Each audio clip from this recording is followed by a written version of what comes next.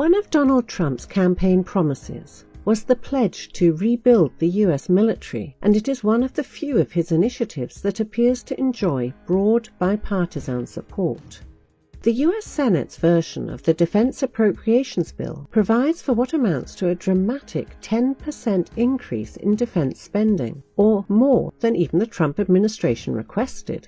The bill passed with a strong bipartisan majority and with hardly any debate. There is no reason to expect that the House of Representatives will not follow suit.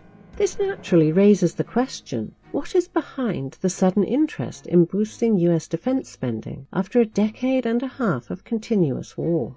The official reason for the boost, and one that has some merit, is the sorry state of the US military.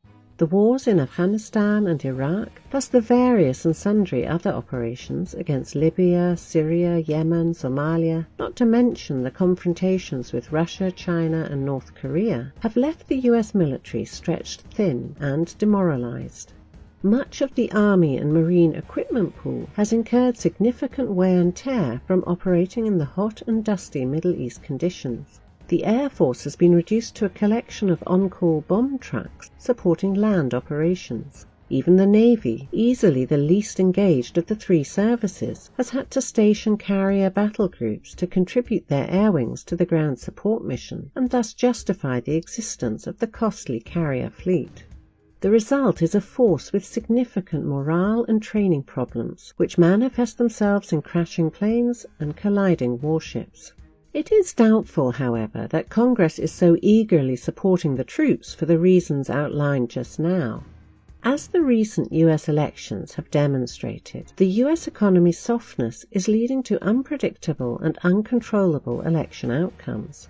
Moreover, ideological opposition makes public spending extremely difficult to provide, with defense spending being the one solitary exception. The members of Congress are therefore supporting the Defense Appropriations Bill with the expectation it will create jobs in their districts and states. Defense contractors themselves go out of their way to educate the legislators of the benefits associated with supporting this bill. Donald Trump's own motives likely aren't all that different. While he campaigned on, for example, a $1 trillion investment in infrastructure, the chances of such a program being passed by Congress are between slim and none. So offering a de facto $1 trillion increase in defense spending is the next best thing, as it may well translate into enough jobs in key states to ensure a margin of victory in the 2020 election. But there is also a deeper sense to this effort, as the US establishment seems to try to reenact the 1980s, and for a good reason. It was quite literally the last decade of America's greatness, the last decade in which the country elected a president by a landslide, Ronald Reagan in 1984, and the last decade in which it scored a genuine, unalloyed geopolitical triumph in the form of the collapse of the USSR and the emergence of the US as the sole hegemonic power. Therefore, it is no surprise that US decision-makers want to use it as a blueprint for repeating the earlier success. Indeed, if one looks at the origins of America's 1980s triumph, it is easy to see similarities between the current policies and US policies of the 1970s and 1980s. The prescription for success looks something like this. First, end unpopular, costly quagmire wars. Retrench, carry out domestic reforms, liberalizing the economy, run up national debt through massive deficit spending, pump hundreds of billions of dollars of new spending into a revitalized all-volunteer force, benefiting from a technological leap forward, and watch the geopolitical benefits practically reap themselves. But it's unlikely that this feat can be repeated. There is no next generation of US weapons comparable to the Abrams and Bradley armored vehicles, F-15 and F-16 fighters, or Aegis destroyers that would provide the US with the sort of qualitative advantage it enjoyed in the 1980s and 1990s. It seems highly unlikely that the US will be able to extricate itself from the debilitating wars in the Middle East. Trump is no Nixon. He lacks the foreign policy credibility sufficient to persuade the US establishment to accept at least a temporary loss of influence in the Middle East.